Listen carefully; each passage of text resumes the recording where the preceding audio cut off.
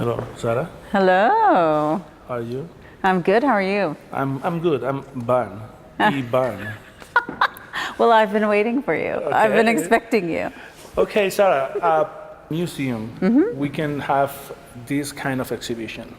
How come a museum that we know that High Museum usually has architectural expositions and they are looking also for other kind of art. But how come a car exhibition? Well, I think, we're interested in exploring design. I'm the curator of design, so I love all things that are about those kind of ideas. And to me, the automobile is just part of that trajectory. It's part of what design means. And this is really, even though the cars are what the show is about, the show is really an exhibition about ideas. It's really about how innovation happens, what happens when creative minds come up with ideas of the future. And so it's really an exciting show that really pushes what that means to make a better tomorrow, and using something that we think about as commonplace now, which is the car. Because these cars all represent innovations that may not ever be possible. So the people who created them were really thinking about what could be possible tomorrow, not necessarily the tomorrow of like the next day, but of the things of movies. And so the car we have in front of us is the 1956 Buick Centurion. Now you'll notice it has a full bubble top. There's no rear view mirror because you don't need one. I know why. Because you can see. You can turn around and see everything. So, but my neck is not that flexible. Well, I have to tell you. but here's what's fascinating. If you look in the dash, and we can go around the back, there's a screen in the dash, and it has a camera in the back. Oh wow! I'm from what year? 1956. And they installed already a camera in it? Yeah, so it was actually a camera, kind of more like a closed circuit TV, but this was really sort of the genesis of a backup camera, which even today isn't completely standard. But it's a really amazing idea that here in this beautifully styled car is such an incredible feature of safety. This is an incredible car. It actually, in the trunk, has a full bubble top. So if you open the trunk up, it has a full kind of canopied bubble top that closes. But just in case you need to talk to people, you need to pass some secret messages, there's an intercom system from inside the car to the exterior, and even a special door in case you need to pay the tolls or pass some kind of secret message. Yeah, I like this one for a couple of things.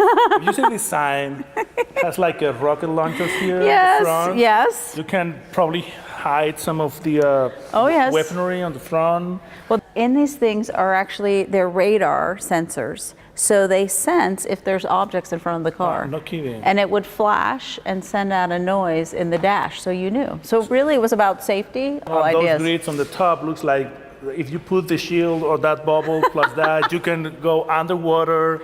Oh, you could do it all. Yes, you could certainly go underwater. I want to check that one on my list. Yes. Probably is one of those. In 1970, an idea of how do you kind of make this the lowest car possible.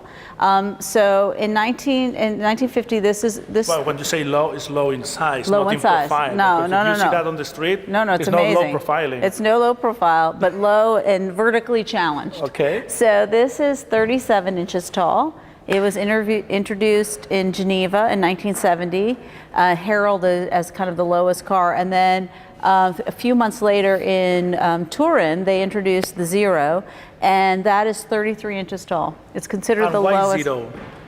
That was its nickname, the Zero. The Zero, okay. That's just what it became known. This was made in 1942. He was an artist and a locomotive engineer, and he designed this for himself to get around Paris during when Paris was occupied.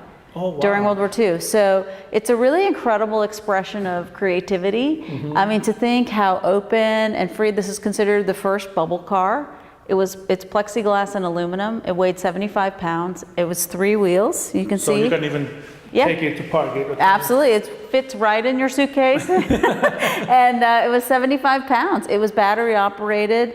So you see the precursor to the smart car and other kinds of things.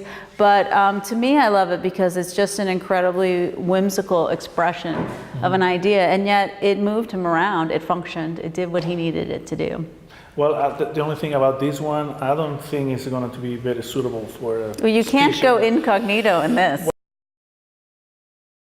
This is the Firebird one, which is incredible. I mean, it was, It's like a plane. I think that this one, I like it. yes, you can squeeze in there. And Wasn't take- it more? I mean, a special agent It's hard. has a very well built body. Yes. So it can fit at any place. It would hard to get your +1 in there, though. Yeah, that's the only downshift that I'm seeing here. If I'm going to the special mission and I have to conquer some beauty, I mean, I don't know how we do this. Well, maybe you just love them and leave them.